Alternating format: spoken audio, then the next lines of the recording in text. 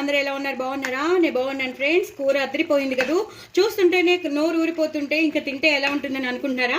Wow, current కూడా వచ్చేసింది.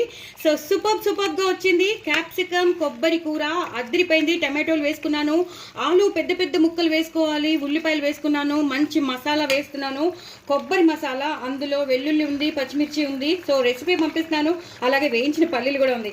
So అదిరిపోయింది కూర. మసాలా మాత్రం చాలా అదిరిపోయింది. అల్లం వెల్లుల్లి పేస్ట్ వేసుకున్నాను.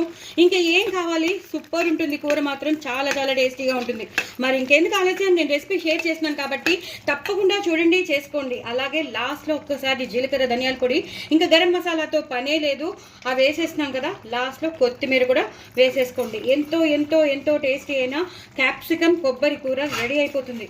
చాలా టేస్టీగా ఉంటుంది. రైస్ ఐటమ్స్లోకి బాగుంటుంది, పూరి చపాతీలోకి బాగుంటుంది, అలాగే మెయిన్ కోర్స్ అయిన మన అన్నంలోకి, వేడివేడి అన్నంలోకి కూడా చాలా బాగుంటుంది. ఈ కలర్లోనే ఉండాలి. ఇవి ఇలాగే పెద్ద ముక్కలుగా తరుక్కోవాలి. సో నేను ఎలా చేశానో తెలుసుకోవాలంటే మాత్రం మీరు నా ఛానల్లోకి వెళ్ళండి, చేసుకోండి. ఇంత టేస్టీ అయిన కూర మాత్రం మీరు అస్సలు మిస్ అవ్వద్దు. చాలా టేస్టీగా ఉంటుంది. ఎప్పుడు రొటీన్గా చేసుకోకుండా ఇలా వెరైటీగా చేసి పెట్టండి. పిల్లలకు కూడా చాలా ఇంట్రెస్టింగ్గా తింటారు, చాలా ఇష్టపడి తింటారు, మళ్ళీ కావాలంటారు. మనకు కూడా అదే కావాలి కదా. సో తప్పకుండా చేసుకోండి. నా ఛానల్ మాత్రం సబ్స్క్రైబ్ చేసుకోవడం అసలు మర్చిపోవద్దు.